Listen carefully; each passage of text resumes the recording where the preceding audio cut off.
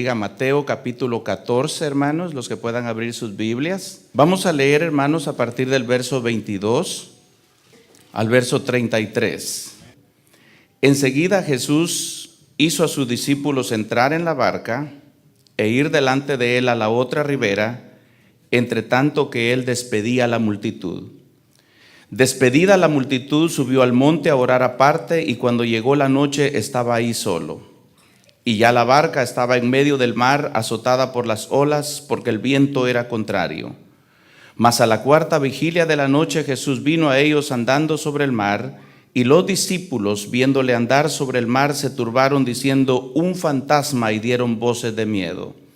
Pero enseguida Jesús les habló diciendo: tened ánimo, yo soy, no temáis. Entonces le respondió Pedro y dijo: Señor, si eres tú, manda que yo vaya a ti sobre las aguas. Y él dijo: ven. Y descendiendo Pedro de la barca, andaba sobre las aguas para ir a Jesús. Pero al ver el fuerte viento tuvo miedo, y comenzando a hundirse dio voces diciendo: Señor, sálvame. Al momento Jesús extendió la mano, asió de él y le dijo: hombre de poca fe, ¿por qué dudaste? Y cuando ellos subieron en la barca, se calmó el viento. Entonces los que estaban en la barca vinieron y le adoraron diciendo: verdaderamente eres Hijo de Dios. Una vez más, bienvenidos. Quiero que se sientan bien en la casa del Señor. El título del mensaje es Preparándonos para el milagro. Preparándonos para el milagro. La verdad central la tomaremos, hermanos, en la última parte del verso 33, que dice: verdaderamente eres Hijo de Dios. Lo que sucedió en esta ocasión fue un milagro. Un milagro porque, según el diccionario, la palabra milagro quiere decir esto: suceso inexplicable, extraordinario o maravilloso que se atribuye a intervención divina. Eso es un milagro.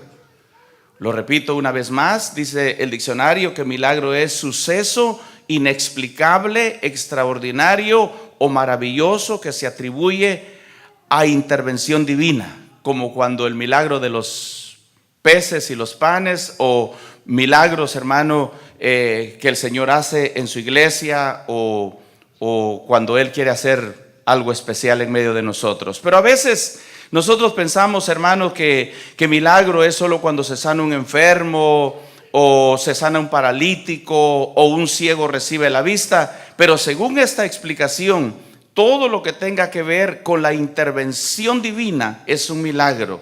El milagro que estamos viendo hoy se refiere, en primer lugar, a que Jesús caminó sobre las aguas, y en segundo lugar, a que Jesús le dio una orden al mar y el mar le obedeció.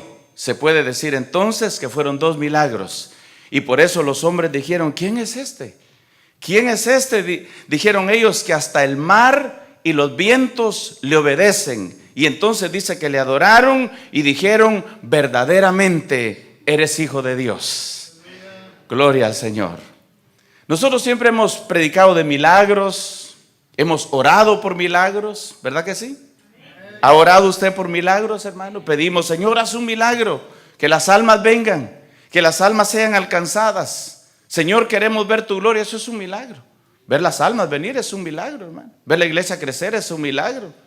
A veces se pasan años y años y la iglesia no crece, o no vienen almas nuevas, pero cuando oramos y le pedimos: Señor, interviene, Señor, haz algo tú, entonces Dios lo empieza a hacer. Así es que el hecho de que estemos aquí en la casa de Dios es un milagro del Señor. Gloria a Dios.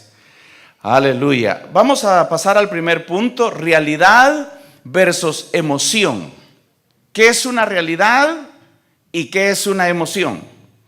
Según el diccionario, hermano, realidad, bueno, no tiene mucha explicación, ¿verdad? La palabra es clara, pero dice existencia real o efectiva. Eso es lo único que dice el diccionario, esa es la realidad, una existencia real y efectiva.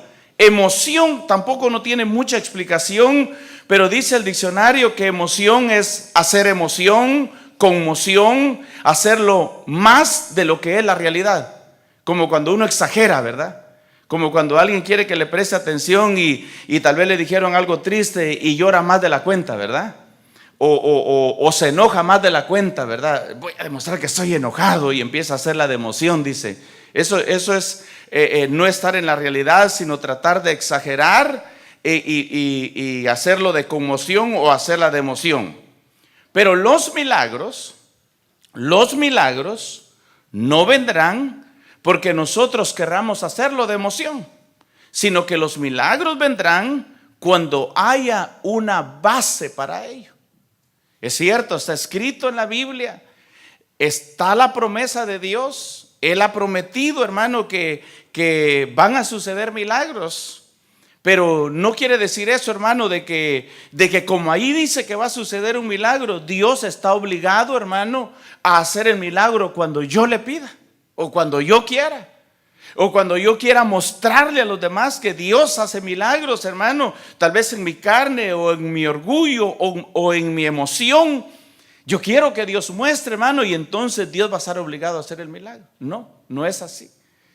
Según vemos en la Biblia, hermanos, debe haber una base para el milagro. Aún para el crecimiento de la iglesia debe haber una base. Para que el Espíritu de Dios se mueva en este lugar debe haber una base. Fíjese, hermano. Dios no se va a mover sencillamente porque Él es Dios y porque Él quiere, sino que tiene que haber una base. Por eso hermano, cuando usted, hermano, lo invitan a algún lugar, o usted está en una célula o está en un servicio especial, usted puede sentir, hermano, y decir, la presencia de Dios está aquí. Y a veces decimos, la verdad, hoy no sentí la presencia de Dios.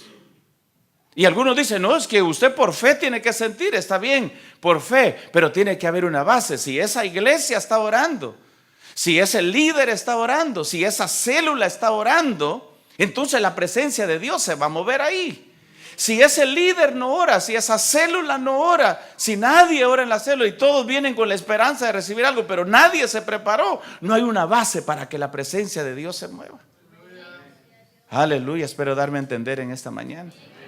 Porque eso fue lo que el Señor quiso darnos a entender con estos milagros. Los discípulos, hermano, tuvieron que pasar por esa experiencia. Jesús les había dado la autoridad para sanar enfermos. En una ocasión les dijo, vayan a predicar. Y dice que les dio autoridad para sanar enfermos, le dio autoridad para echar fuera demonios.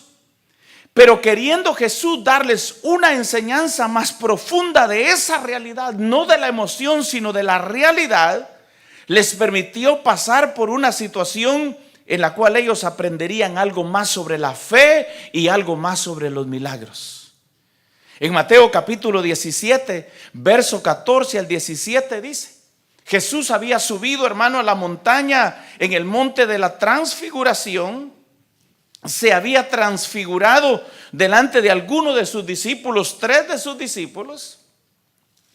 Pero dice que el otro día, cuando él bajó de la montaña, cuando bajaron de la montaña, vamos al versículo 14, dice, cuando llegaron al gentío, vino a él un hombre que se arrodilló delante de él diciendo, Señor, ten misericordia de mi hijo que es lunático y padece muchísimo, porque muchas veces cae en el fuego y muchas veces en el agua. Y lo he traído a tus discípulos, pero no le han podido sanar. Mire, y ya les había dado autoridad. Ya les había dicho, les doy autoridad para sanar enfermos, les doy autoridad para echar fuera demonios. Les dio Jesús la autoridad, pero ahora dice este hombre, y lo he traído a tus discípulos, pero no le han podido sanar. Respondiendo Jesús les dijo, oh generación incrédula y perversa, ¿hasta cuándo he de estar con vosotros? ¿Hasta cuándo os he de soportar? Traédmelo acá, dijo Jesús. Y le llevaron, hermano, al enfermo. Y el capítulo sigue diciendo ahí que Jesús lo sanó. Jesús lo sanó, reprendió al demonio. El demonio lo sacudió y el niño cayó como que estaba muerto. Pero Jesús dijo, no está muerto, levántalo. Está vivo y está sano. Jesús hizo el milagro. Los discípulos habían recibido autoridad para sanar enfermos. En Mateo 10:8 está esa autoridad. Jesús les dijo, sanad enfermos, limpiad leprosos, resucitad muertos, echad fuera demonios, de gracia recibiste, dad de gracias.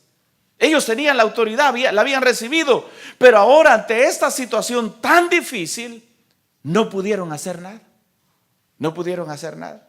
Jesús tuvo que venir y hacer él directamente el milagro. Entonces surgió la pregunta y dijeron, ¿por qué nosotros no pudimos? ¿Por qué no pudimos? Esa es la pregunta. Porque a veces eso pasa, ¿verdad, hermano? Y ahí es donde se prueba la realidad, fíjese, hermano. Porque aquí cualquiera puede decir, hermano, el Señor sana. Y a veces predicamos, ¿verdad? Y nos barremos aquí en el púlpito, hermano. Y está bien, gloria a Dios por eso, hermano. Qué bueno que los jóvenes tienen energía, ¿verdad? Y gritamos y el Señor sana, el Señor libera. Y de repente nos encontramos con un endemoniado. Decimos, ahí está pues. Puede orar por el endemoniado. Espérese, voy a llamar al líder de la célula. Permítame, voy a llamar al supervisor. Voy a llamar al pastor. ¿Y usted? Así estaban los discípulos. Jesús no estaba, Jesús se había ido al monte a orar con otros 3 de sus discípulos, hermano, y los que se quedaron ahí, les llegó la prueba. Por eso preparémonos que nos puede llegar la prueba. A todos nos ha llegado la prueba, el momento de la decisión. Cuando se nos presenta, hermano, esa situación y entonces, ¿de verdad creo en Dios? ¿De verdad estoy preparado? ¿He orado? ¿Estoy lleno de la presencia de Dios? ¿O solo he vivido de emoción? Porque algunos solo viven de emoción. No, creo que no vinieron hoy, son de otra zona, creo yo, pero por si acaso, ¿verdad? Surgió la pregunta y dice, ¿por qué nosotros no pudimos? Si oramos de la misma manera, hicimos la misma oración que tú, porque para imitar somos buenos, ¿verdad? Hicimos la misma oración que tú hiciste, levantamos las manos así como tú hacías, reprendimos al demonio, pero el demonio ni se movió. Parecía demonio mudo, hermano. Mudo y sordo, que no escuchaba nada, ni entendía nada, hermano, ni decía nada. Entonces, aquí es donde llega la otra enseñanza de Jesús. Mateo 17, 19 al 21. Viniendo entonces los discípulos a Jesús aparte, dijeron, ¿por qué nosotros no pudimos echarlo fuera? ¿Por qué? A veces los hermanos nos hemos preguntado, decimos, ¿por qué? ¿Por qué nosotros no pudimos? Y la verdad es de que cuando pasa eso, hermano, luego llamamos, ¿verdad?, a los demás. A veces en los retiros, cuando pasa algo difícil, llamen aquí, llamen al hermano, llamen al plenarista, llamen al pastor, llamen y ya no hay más a quién llamar. Quisieran que Jesús venga personal, llamen a Jesús si está por ahí, ¿verdad? Aleluya. Jesús les dijo, no pudieron por vuestra poca fe.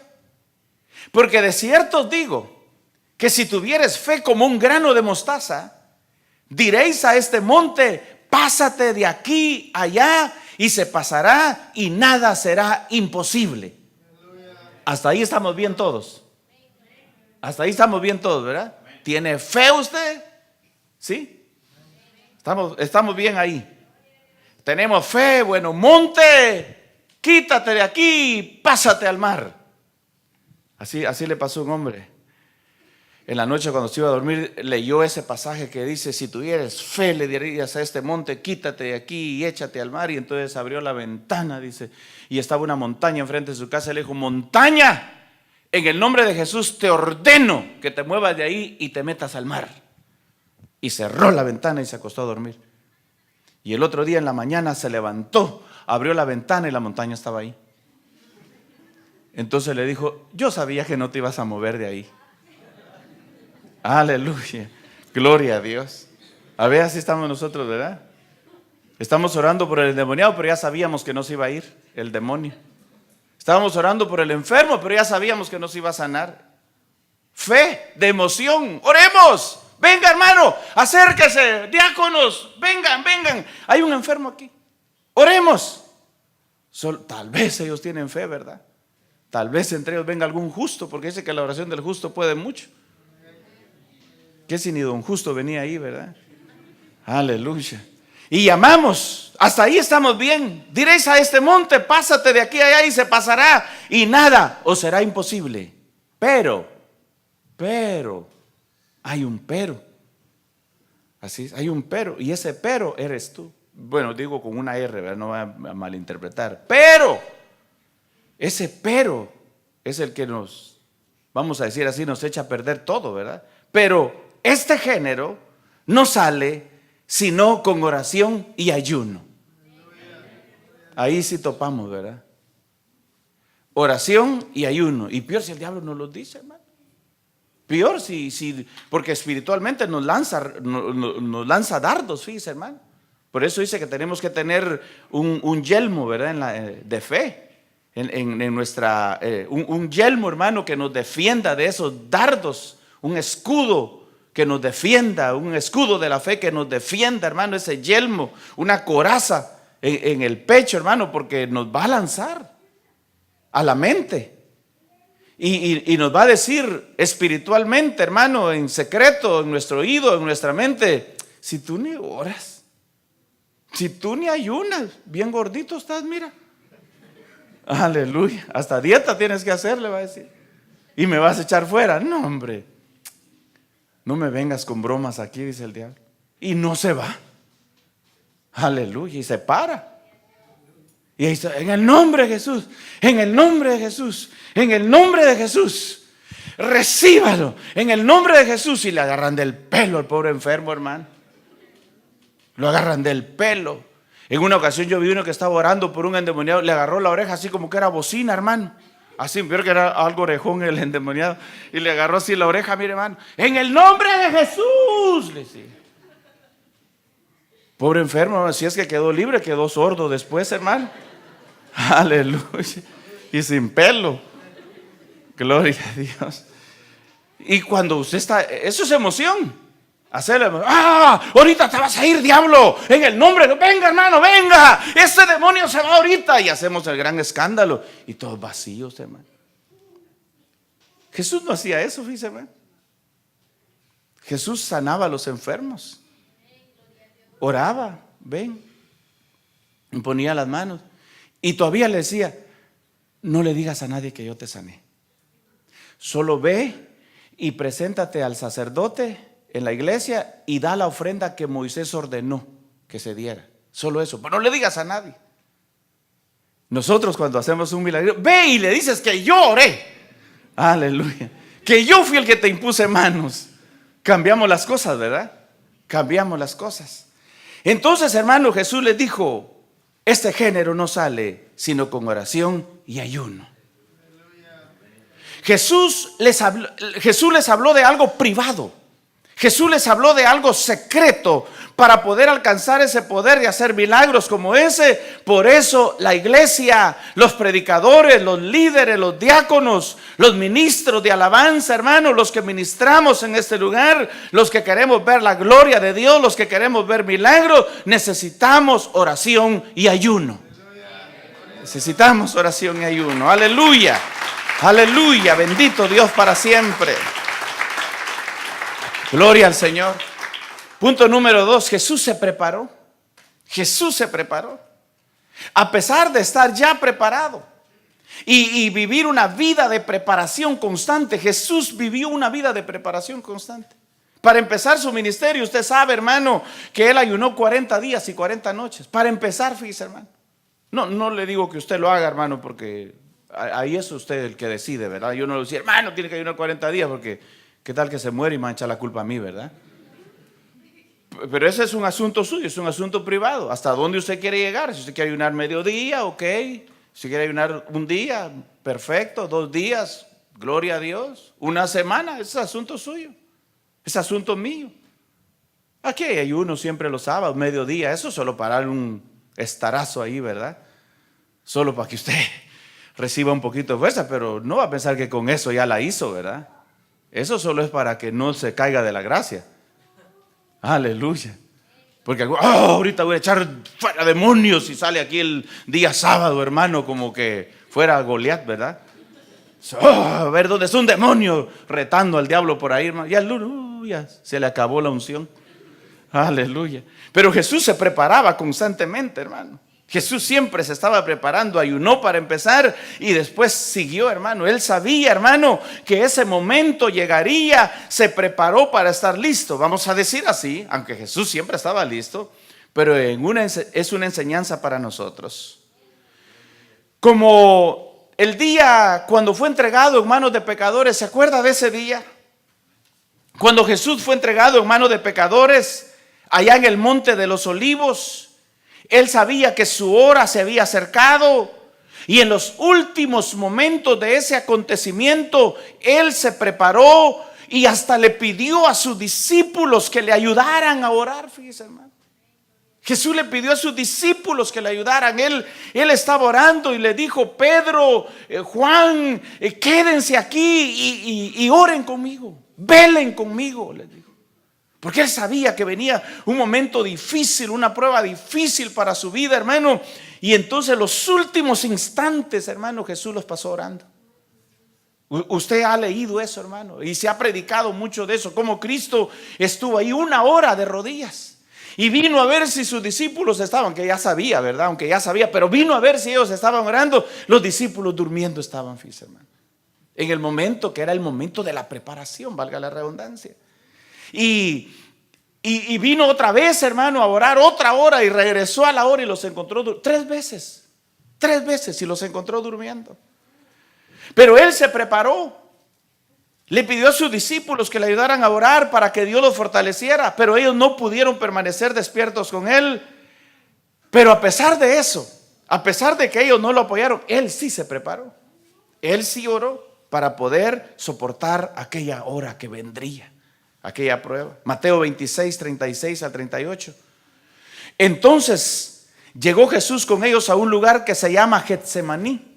Y dijo a sus discípulos: sentaos aquí, entre tanto que voy ahí y oro. Y tomando a Pedro y a los 2 hijos de Zebedeo, comenzó a entristecerse y a angustiarse en gran manera. Mire, era una situación difícil para Jesús. Entonces Jesús les dijo: mi alma está muy triste. Jesús con tristeza, hermano. Mire, Jesús les dijo: mi alma está muy triste hasta la muerte. Qué tristeza sería esa, hermano. Quedaos aquí y velad conmigo. Les pidió que oraran. Se puede decir que Jesús se preparó para enfrentarse a aquella prueba que vendría a su vida. Los discípulos, por no haberse preparado, porque prefirieron dormir en lugar de orar y velar, cuando llegó la prueba, dice que salieron huyendo. Lo dejaron solo, fíjese, hermano. A veces así pasa, ¿verdad, hermano líder de célula? A veces lo dejan solo. Pero usted sigue adelante. Porque usted está confiando en Dios. Si Jesús hubiera estado confiando en los discípulos, hermano, ahí retrocede. Pero dice que lo dejaron solo. Cuando vieron, hermano, y Él todavía dijo: si a mí me buscan, aquí estoy, dijo Jesús. Pero estos hombres no han hecho nada. Y cuando Él dijo esa palabra, hermano, salieron huyendo todos, corriendo. Solo Pedro de lejos venía, hermano. Se paraba en una esquina a ver dónde venía Jesús, hermano. Dice que Pedro lo siguió de lejos. Pedro ahí no era tanto porque había orado, sino porque quería ver qué pasaba. Ese era el asunto. Y por último le fue peor porque hasta lo negó. Cuando le dijeron: oh, tú eres uno de ellos, ¿verdad? Oh, sí, dijo otra mujer. Yo lo vi, dijo, que él andaba con él. No, mujer, dijo, yo no sé ni qué hablas. Yo no sé ni quién es ese. Decía, mire, hermano, así es el que no ora, ¿verdad? ¿Vas a la iglesia? No, dijo, yo no sé ni quiénes van ahí. Pero conoce al pastor, saber quién será ese. No lo conozco. Prueba. No pudieron pasar la prueba. Si nosotros vemos, después que Jesús despidió a la multitud, Él no se fue a la barca con los discípulos. Él se fue al monte a orar. Después del culto. ¿Qué hacemos nosotros después del culto? A comer, ¿verdad? Aleluya. Vamos a hacerle propaganda ahí a algún restaurante. A comer, o algunos se van a pasear, a ver. Está bien, no le digo que está malo. Pero miremos lo que Jesús hizo. Jesús después del culto, Jesús después de haber echado fuera demonios, de haber orado por los enfermos, de estar cansado de la administración, porque la administración físicamente cansa. Cuando ministramos en el espíritu, hermano, no lo sentimos en ese momento, pero después de la administración nos cansamos porque somos humanos. Y Jesús también tenía una parte humana que se cansaba. Pero a pesar de ese cansancio, hermano, en Mateo capítulo 14, verso 23 al 25 dice: despedida la multitud, subió al monte a orar aparte, y cuando llegó la noche, estaba ahí solo. Aleluya. Y ya la barca estaba en medio del mar, azotada por las olas, porque el viento era contrario. Mas a la cuarta vigilia de la noche, note bien, mire hermano, mas a la cuarta vigilia de la noche Jesús vino a ellos andando sobre el mar. A la cuarta vigilia de la noche. Los discípulos estaban tan cansados después del culto que lo único que pensaron fue llegar rápido al lugar para ir a dormir. Pero Jesús sabía que tenía que seguir preparándose y seguir adorando a Dios, aún después de todo lo que había hecho entre la multitud, porque sabía que algo más vendría y él tendría que estar preparado, tenía que prepararse Jesús. Si nos detenemos un poco, hermano, a escudriñar bien el pasaje que estamos leyendo, notaremos, hermano, que dice que cuando Jesús llegó a ellos andando sobre el mar, ya era la cuarta vigilia de la noche. ¿Qué horas eran la cuarta vigilia? Según los judíos dividían la noche en 4 vigilias. De las 6 de la mañana, de las 6 de la tarde a las 9 de la noche, de 6 a 9 de la noche se llamaba la primera vigilia. De 9 a 12 de la medianoche, o sea, las 12 de la mañana, se llamaba la segunda vigilia. De las 12 de la mañana a las 3 de la mañana era la tercera vigilia de la noche. Y de las 3 a las 6 de la mañana se le llamaba la cuarta vigilia de la noche. Y antes de que la noche entrara, antes de las 6 de la tarde, Jesús ya estaba ahí en el monte orando, le entró la noche orando, se quedó ahí solo, y a la cuarta vigilia, entonces, cada vigilia era de 3 horas, en total 12 horas, y dice que Jesús vino a ellos a la cuarta vigilia de la noche. Quiere decir que ya era por lo menos las 3 o las 4 de la mañana cuando Jesús venía caminando sobre las aguas. Quiere decir que esa noche Jesús había orado ya por lo menos 9 o 10 horas. Había orado. Casi igual que nosotros, ¿verdad? Aleluya. Si apenas sacamos el culto, hermano, todavía está orando el hermano para despedirlo y ya los hermanos ya van por la puerta, hermano. Aleluya. Por lo menos hoy no lo van a hacer, ¿verdad? Les prometo. Aleluya. Sí, porque vamos a orar para despedir el culto, hermano. Pidamos la bendición del Señor y ya va el primero corriendo, hermano. Es que es tarde, hermano. 2 horas predicó mucho el hermano, dice. La alabanza tardó mucho, dice. Vio el que ministró el grupo de José, dice. No es cierto, hermano. Aleluya, ese fue anuncio, hermano, ¿ok? No venía aquí en el programa. Gloria al Señor. 10 horas, 9 o 10 horas, Jesús ya había orado. ¿Sabe qué, mi hermano amado? Ese fue el éxito de su ministerio.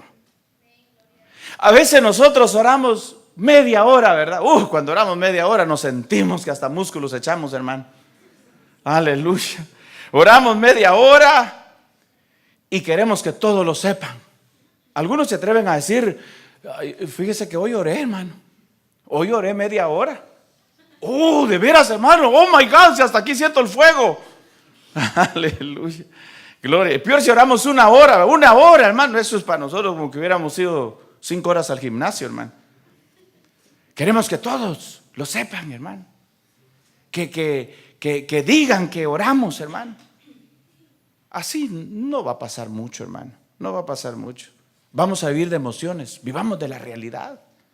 Los grupos musicales tienen que vivir de la realidad.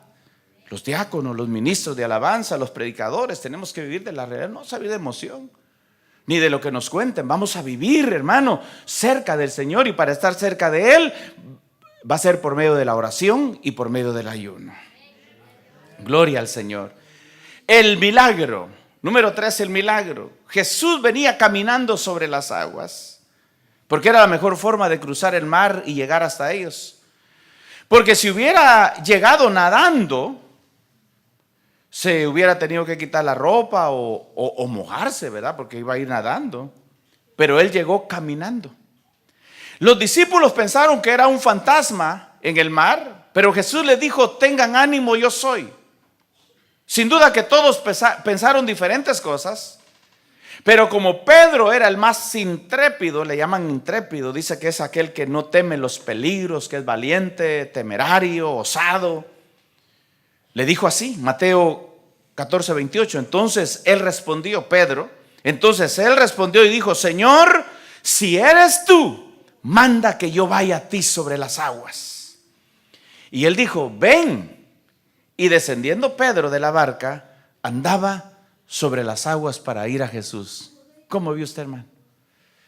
Él le dijo, si eres tú, Señor, porque todos no creían, pensaban que era un fantasma, pero Pedro creyó que era Jesús y le dijo, si eres tú, manda que yo también vaya sobre las aguas.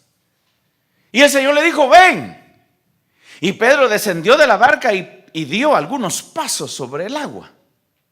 Eso estuvo bien, pero después dice que se hundió, ¿verdad? Empezó a hundirse. ¿Por qué? ¿Por qué entonces? Si vemos, Jesús está actuando en la base de su fe y de su oración. Jesús había salido de su oración de esa noche, sus 9, 10 horas había orado. Entonces él estaba actuando en la base de su fe y en la base de esa oración. Porque cuando usted busca a Dios, hermano, usted anda seguro, hermano. Usted anda seguro, hermano. Si el diablo le sale, hermano, usted anda seguro. Cuando usted no ha buscado a Dios, usted se asusta, hermano. Y lo primero que piensa, no busqué a Dios. Y el diablo lo asusta, hermano. Pero si usted está preparado, hermano, usted no tiene miedo de nada. Usted va y usted ora. Y si es un endemoniado, si es un enfermo, usted va y usted ora. Por eso es que tiene que estar preparado, porque no sabemos. El Señor dijo, prepárense, velen, oren, para que no entren en tentación. Ustedes no saben lo que pueda pasar. Así es que prepárense. Eso fue lo que nos dijo Jesús. Hay que estar preparado porque no sabemos. Entonces Jesús está actuando, hermano, en la base de su fe, de su oración. Pero Pedro está actuando en la base de su emoción. Porque Jesús lo hizo, yo también lo puedo hacer. Pero Jesús le permitió a Pedro para darnos otra enseñanza también sobre la preparación y sobre la oración. No solo porque otro lo hace, yo lo voy a hacer también. Muchos predicadores solo están copiando a otros. Viven de emociones, de lo que pueden tomar ahí, aquí y allá, pero se han olvidado de que el que puede revelarnos la realidad de los milagros es Jesús a través de la oración y del ayuno. ¿Quiere usted ver la gloria de Dios? Tiene que prepararse.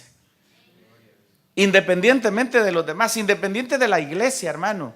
No porque la iglesia ahora usted también va a estar lleno, no. En la iglesia puede haber gente de oración, puede haber gente llena del Espíritu y usted estar frío, hermano. También usted puede estar en medio de una iglesia fría y usted estar lleno de Dios. Usted no depende de los demás. Usted depende de Dios y depende de lo que realmente esté haciendo. Por eso es que en la iglesia hay de todo. Y alguien dijo, en la viña del Señor hay de todo. No te preocupes, dice. Porque a veces miramos gente dando mal testimonio, miramos gente hasta hablando mal de la iglesia, de nosotros mismos, fíjese. Y algunos se asustan. Dice, pero es cristiano, déjelo. Le digo, si de todo hay en la viña del Señor. Sí, hay buenos y hay malos. Hay ovejas, hay cabritos, hay trigo y hay cizaña, ¿verdad? Ojalá que usted no sea cizaña, ¿verdad? Ojalá que usted sea trigo. Gloria al Señor. Entonces, así que la enseñanza en esta hora es que aprendamos a prepararnos en todo momento y vivir la realidad, no en emoción. En conclusión, Cristo, a pesar de ser Dios y de ser el Hijo de Dios, en todo momento nos enseñó que el éxito de nuestra vida espiritual, el éxito de nuestro ministerio y el éxito de todo lo que vamos a hacer es que vivamos una vida como Cristo vivió. Él es nuestro mejor ejemplo, Cristo Jesús.